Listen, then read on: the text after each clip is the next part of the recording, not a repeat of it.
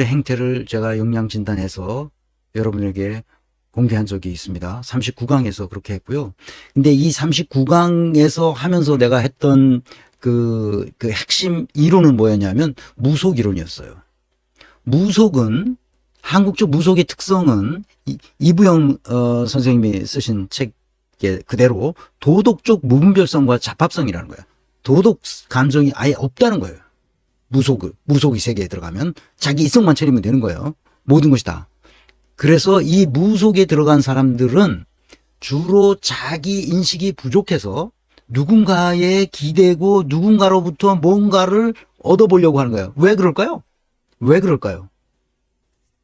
자기 인식이 부족한 사람들은 대개 열등감에 떠들어지기 때문입니다. 그걸 컴플렉스라고 하죠. 열등감 컴플렉스. 그래서 컴플렉스란 뭐냐? 자신의 경험에 의해 만들어진 다양한 감정이 무의식에서 복합적으로 응어리진 덩어리예요. 이 덩어리를 때로는 크고 작은 폭발력을 가지고 있어요. 덩어리가 폭발된단 말이죠. 이 폭발력은 좋지도 않고 나쁘지도 않아요. 이 덩어리를 어떻게 이해하고 대처하느냐에 따라 생산적, 긍정적, 창조적 에너지로 승화되기도 하고 부정적, 파괴적 에너지로 전환되기도 해요. 제임스 C님, 네, 감사합니다. 제임스 C의 첫 슈퍼챗을 축하해주세요. 네, 축하합니다. 감사하고요. 이 컴플렉스는 뭐냐? 여기 칼 융 선생님이 말했는 대로 컴플렉스는 요 박스 안에 들어간 걸 읽는 겁니다. 컴플렉스는 심적 생명의 초점이자 결절점, 노드죠. 그래서 이는 없어서는 안 되는 것이고 누구나 컴플렉스를 가지고 있어요. 열등감 컴플렉스가 대표적이죠. 대개 다 비교하면서 다른 사람은 홀쭉 잘 나가는데 나만 안 나가는 것 같고 다른 사람도 시험 성적이 좋은데 나만 안 좋은 것 같고 뭐 그런 열등감이 누구나도 있어요. 학벌에 대한 열등감, 뭐 모양새에 대한 열등감, 생김새에 대한 열등감서부터 다 있죠. 왜냐하면 컴플렉스가 없어지면 마음의 활동이 정지되고 말 것이기 때문에 누구나 컴플렉스가 있다는 거예요. 컴플렉스가 나쁘다는 게 아니에요. 문제는 그 컴플렉스를 자기가 스스로 들여다보고 자기 인식을 통해서 이것을 어떻게 극복해야 할지가 우리의 삶이라는 거예요. 그러니까 이것을 생산적, 창조적 에너지로 승화시키기도 하고 아니면 부정적, 파괴적 에너지로 바뀌기도 한다는 말이죠. 그래서 컴플렉스를 이해하는 게 중요한데 이거 문재인도 마찬가지고 이낙연도 마찬가지고 이 윤석열, 김건희 다 똑같습니다. 누구나 컴플렉스가 있는데 그 컴플렉스를 어떻게 승화시키느냐가 문제인데 승화시키지 못하고 어떻게 나고 부정적, 파괴적 에너지로 전환된단 말이죠. 누가? 문재인이, 이낙연이, 윤석열이, 김건희가 우리가 그걸 보고 있는 거죠. 그건 한동훈도 똑같습니다. 컴플렉스는 우리 꿈에 나타나서 행동하는 사람들이다. 그것은 컴플렉스가 인격화한 것, 다시 말해 인격상으로 나타난 것들이다. 원시인들에게 있어 컴플렉스는 심리적인 사실로서가 아니라 구체적인 외계의 실제처럼 여겨지며 그들은 이를 데몬이라고 부른다. 귀신이라고 부른다. 악마라고 부르기도 하고. 하여튼 귀신이야. 귀신이 나타나. 수많은 귀신으로 가득 찬 원시인들의 우주관은 바로 이 컴플렉스로 가득 찬 그들의 무의식 세계를 반영하는 것이다. 막 귀신이 다니잖아. 그 성경에도 많이 귀신인 얘기가 많이 나와. 그게 뭐야? 그 원시 시대에 살던 사람들의 세계관이야, 그게. 해석할 수가 없잖아. 그러니까 귀신이라고 치고, 그 다음에 그 설명이 다 되잖아. 귀신이면 다 설명이 돼. 지금 우주에 블랙 매터, 그 암흑 물질 있잖아. 그 암흑 에너지가 95% 이상 차 있잖아, 지금. 그런데 우리가 몰라. 그 모르는 건 다 뭐에다 떠넘기는 거예요, 지금. 그 블랙 매터, 블랙 에너지로 다 넘긴단 말이에요. 모르니까. 마찬가지야. 그때 당시 과학적으로 설명할 수 없는 뭐가 있기 때문에 다 그걸 귀신으로 본 거죠. 무슨 천사라고 보고. 그랬던 거야, 그게.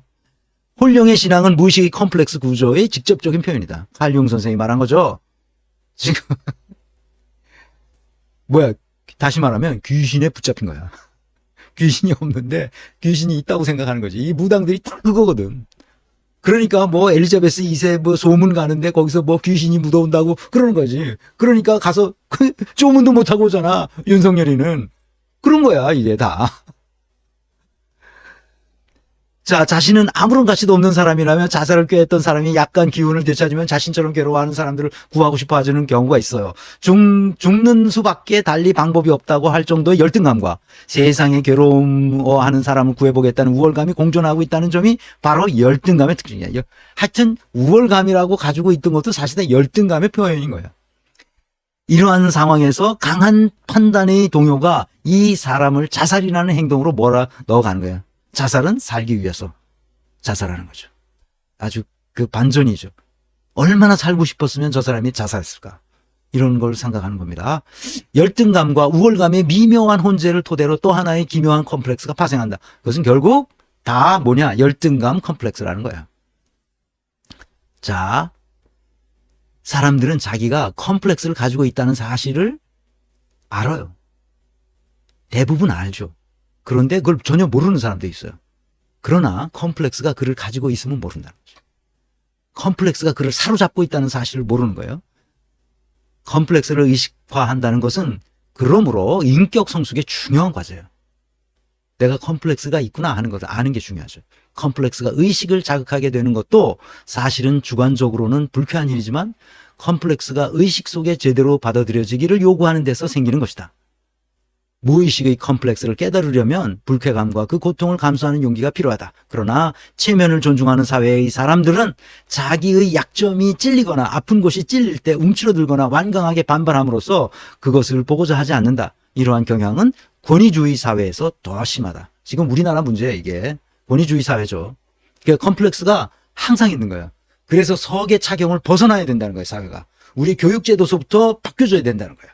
자기 자신을 잘 알고 자기 자신이 되도록 그렇게 교육체계를 전부 전면적으로 바꿔야 된다는 거예요. 그래서 누가 누구를 서열화하고 계급화하고 차별하지 않는 사회가 될 수 있도록 만들지 않는 한 이런 컴플렉스로 인해서 나타나는 부작용이 우리 사회를 덮치고 있단 말이죠. 그래서 이걸 빨리 고쳐야 된다 하는 얘기를 이 방송을 통해서 하는 겁니다. 이걸 많은 사람에게 퍼날랐으면 좋겠어요. 다시 한번 말씀드리지만. 그래서 얘가 그 컴플렉스, 김건희가 왜 논문을 표절해서 그 논문을 해서 박사학위를 받으려고 그럴까? 열등감 컴플렉스 때문에 그러는 거예요. 그 짓을 하는 거야. 그걸 해소하는 방식을 전부 무당식으로 해소한단 말이에요. 열등감 컴플렉스를 해소해야 되겠는데 해소하는 방식이 전부 무당을 통해서 박사학위 논문을 받고 무당을 통해서 이 주가 조작을 하고 무당을 통해서 무슨 짓을 한단 말이에요. 이게 지금. 제임스 C님. 지금까지 윤석열, 한동훈의 수사는 명백한 불법이다. 그리고 문재인, 이낙연은 이를 묵인 방조했다. 속 시원한 명백한 일갈입니다. 그런데 이렇게 명백하게 어마어마한 범죄를 속 시원하게 말하는 지식인은 박사님이 대한민국에서 유일합니다. 그런데 몸조심하세요. 머지않아 한동훈의 마수가 뻗쳐올 것 같습니다. 건강에 각별히 유의하셔야 합니다. 네, 감사합니다. 제임스 C님. 예, 저는 뭐 은퇴한 사람이라 저를 잡아가야 뭐 아무짝에도 쓸모가 없는 거죠. 이 한동훈 얘는 그 쓸모 있는 사람만 그럽니다. 저 같은 쓸모없는 사람은 아무것도 손대지 않습니다. 예. 얘네들도 다 생각이 있어요. 이건 다 아시죠? 이거 저기 그 할 때 나왔던 거잖아요. 네. 에이미님, 문재인 컴플렉스. 성공한 대통령 타령, 지지율에 목매는 이유. 맞습니다. 네. 문재인은 심각한 컴플렉스를 가지고 있는 사람이에요. 키아 박님, 네, 감사합니다. 감사합니다. 그러니까, 그러니까, 윤석열, 한동훈, 김건희, 이런 애들, 뭐, 문재인도 마찬가지고, 이낙연도 마찬가지죠. 윤석열은 왜 그랬냐? 이거 컴플렉스에서 온 거예요. 보세요. 바이든을 날리면 하잖아. 국회에서 이 XX들이 승인 안 해주면 바이든은 쪽팔려서 어떡하나. 그걸 날리면이라는 거예요. 왜? 자기가 너무나 거기 가서 48초 동안 얘기했는데 한반도의 정세를 얘기했다는 거잖아. 그 무대 위에서 지나가면서 48초 동안 서서 잠깐 얘기했어. 그 통역까지 때리면 24초 동안 말한 거 아니야? 24초 동안 한반도에 대해서 뭐라고 얘기했다는 거 아니야? 그 말이 돼? 너무 쪽팔리잖아. 그러니까 국회에서 이 XX들이 승인 안 해주면 바이든은 쪽팔려서 어떡하나. 그러니까 날리면으로 바꾼 거야. 바이든이 아니고 여기서 국회는 우리 한국 국회를 말하는 거라는 거야. 그래서 아유, 그래서 사랑하는 여러분, 그래서 우리가 더 계몽되어야 된다는 거예요. 계몽된다는 건 뭡니까? 나 자신을 알고 독립된 자율적 주체로 살아가야 한다는 거죠. 그래서 제가 계속 강조한 게 문명사가 저런 고대 시대에서 중세를 거쳐서 이제 현대로 오면서 21세기에 완전히 이 무당이 사라진 줄 알았는데 무당이 살아났다는 거예요, 이게. 이게 너무 심하잖아? 계몽 시대를 지났어요, 우리는 이제. 그래서 아직도 덜 계몽된 사람들, 통일교, 신천지, 무슨 JMS 이런 신흥 이 사이비 종파에 빠진 사람들, 이 사람들을 우리가 건져내야 됩니다. 이 김건희, 윤석열 이런 애들을 건져내야 돼요. 이제 지나간 거는 어쩔 수 없어요. 우리가 지나간 그 이유를 이제 말끔히 알았어요. 어느 정도 알았는데 문재인에 대한 코딩은 아직 안 했습니다만 이제 기회가 되면 하려고 그래요. 그냥 코딩만 하면 돼요. 자료는 다 있고. 그래서 문재인을 어떻게 할지 그거는 조금 더 생각해 보고 또 자료를 한번 더 찾아보겠습니다. 이태숙 선생님, 이모티콘 놀라는 표정이네요. 네, 감사합니다. 그래서 얘네들을 어떻게 건져낼 것인가, 이게 이제 저로서 문제고, 우리 깨어있는 시민들이 얘네들을 빨리 그 공직에서 물러가도록 그렇게 처리하는 게 중요하죠. 그리고 다음 대선, 총선, 2024년 4월에 있을 총선에서 민주 진영 전체가 압도적인 200석이 넘도록 만들어서 탄핵해버리고, 그 다음에 모든 구조와 시스템, 국정 운영의 구조와 시스템을 다시는 이런 일이 나오지 않도록 그 법 왜곡죄도 만들고, 그 다음에 참심죄들 하든 배심죄를 하든 법원을 개혁하고, 이건 뭐 검찰청은 해체하면 됩니다. 검찰청 해체해서 수사청이나 기소청으로 만들고, 그래서 인권보호기관으로서 거듭나도록 만들면 됩니다. 해체해버리면 돼요. 그죠? 그래서, 듀크님, 때 사회가 전부 바뀌어야 됩니다. 이제 문재인을 통해서 우리나라가 얼마나 썩었고, 얼마나 구조와 시스템이 잘못되어 있는지를 아주 너무나 명백하게 알게 됐습니다. 사쿠라들이 나라를 그동안 통치했던 거죠. 그래서 이렇게 된 겁니다. 이촛불잔치님, 네, 감사합니다. 그래서 마지막으로 여러분에게 이 얘기를 하려고 합니다. 이 이낙연과 윤석열은 한국 문명을 지금 파괴했고 파괴하고 있습니다. 지금 조심해야 됩니다. 그래서 우리는 문명을 파괴할 사람이 아니라 문명을 일으켜 세워서 문명을 발전시킬 수 있는 이재명, 추미애 같은 사람이 필요해요. 더 많이 있지만 이 두 개를 아주 극렬하게 지금 비교해 놨습니다. 제 APM 지수가 문명을 파괴하는 사람은 다시는 공직에 나올 수 없도록 그렇게 만들었으니까요. 이거를 좀 널리 그 정치인들에게 퍼날라서 이해할 수 있도록 그렇게 했으면 좋겠습니다. 자, 이제 다시 지난번에 얘기했던 거를 다시 한번 반복합니다. 사람이 중요합니까? 제도가 중요합니까? 둘 다 중요하죠. 제도도 중요하고, 제도 속에서 사람이 살아가니까 제도가 우리의 행동 패턴을 좌우합니다. 윤인희 고질적 난제 연구소님 감사합니다. 미카 키무라님 감사합니다. 지난 대선은 구약의 헤롯 열등왕 헤롯 열등왕과 솔로몬 지혜의 왕의 대결이었다고 저는 생각했습니다. 네, 그러셨군요. 미카 키무라님 감사합니다. 그래서요 고위 공직자는 제도를 설계하는 사람이거든요. 그리고 고위 공직자는 제도를 설계해야 되고, 하위 공직자들은 제도에 따라서 일을 하도록 하면 되는 거예요. 근데 고위 공직 대통령과 장관과 그 정치인들을 뽑아놨더니, 국회의원들을 뽑아놨더니 이놈들이 제도를 설계하고 구조와 시스템을 개혁하는 게 아니라 거기 앉아서 옛날 제도 그 틀에 앉아서 의전만 받다가 나왔다니까. 이거 빌어먹을 놈들 아니야 이거? 그래서 나라가 이렇게 된 거예요. 구조와 시스템을 바꿔야 됩니다. 일반 경제학자들은 이걸 제도라고 하는데, 제도 경제학 뭐 이렇게 얘기하는데, 인사조직론에서는 구조와 시스템이라고 합니다. 구조와 시스템은 전혀 다른 거니까 합니다. 그래서 제가 다시 한번 말씀드리지만, 요 말과 행동과 의사결정이 과거에 어떻게 됐는지를 봐야만 현재 그들이 벌이는 일을 알 수 있어요. 그래서 결과로 말해줘야 됩니다. 결과로 그 사람을 평가하는 겁니다. 결과주의냐? 결과주의입니다. 내가 이 강의를 했더니 어떤 사람이 이렇게 나한테 그 문자를 보낸 사람, 문자도 있고 하여튼 메일도 있고 뭐 댓글도 있는데 그거 보면 뭐냐. 아니, 문재인은 내가 그렇게 좋아하는데 그 사람은 과정은 잘했잖아요. 결과가 좀 나빴을 뿐이지. 그 사람은 선한 사람 아니냐. 선악을 구별하지 않습니다. 이 강의에서 주제는. 인간은 선하기도 하고 악하기도 해요. 완벽한 선인, 완벽한 악인이 없어요. 선악이 있기 때문에 결과를 보고 책임을 묻는 겁니다.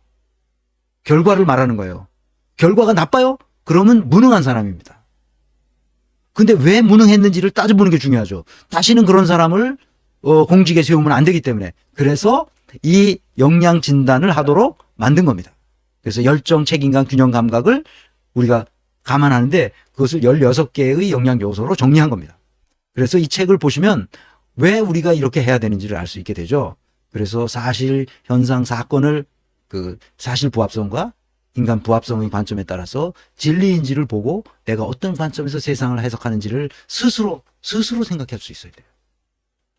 그래서 스스로 생각하는 힘은 역사의식과 시대정신이 있어야만 가능해집니다. 그래서 우리가 문명사를 공부해야 된다. 이렇게 말씀드리는 거죠. 그래서 제가 왜 이 얘기를 반복하느냐. 이거 여러분들의 근육세포에 이것이 스며들어가게 하기 위해서 그러는 겁니다. 그렇지 않으면 또 다시 속아요. 또 이낙연 같은 사람들이 지금 그 수박들이 수두룩 닭상 있거든. 수두룩 닭상 있어요. 걔네들은 다 있어빌리티로 포장을 하는 애들이란 말이에요. 거기에 또 녹아나요. 또 녹아나. 다시는 이낙연 같은 사람, 다시는 문재인 같은 사람이 공직에 나올 수 없도록 만들어야 된다는 거예요. 다시 경영 플랫폼 얘기합니다. 이거 그림 머릿속에 꼭 넣어주세요. 여기서 제일 중요한 건 3가지 개념인데 비전, 전략, 조직이라는 거예요. 단어 경영 플랫폼은 리더십으로 자극을 줘서 이 플라이휠이 돌아가게 한다는 겁니다. 여기까지 다 이해하셨기를 간절히 바라고 현재 2088명이 동시 시청자로 저 계기판에 나오는데요. 이거를 좀 더 다 멀리 그 조댓구알 이거 빨리 해주시고 이 강의를 들으신 분은 널리 퍼뜨려서 온 국민이 다 볼 수 있도록. 그래서 다시는 문재인, 이낙연, 윤석열, 한동훈 이런 애들이 공직에 못 나오도록 우리가 깨어 있어야 됩니다. 노무현이 말했던 깨어있는 시민들의 조직된 힘으로 국가가 민주주의를 굳건하게 설 수 있도록 그렇게 해야 됩니다. 사랑하는 여러분 부탁합니다.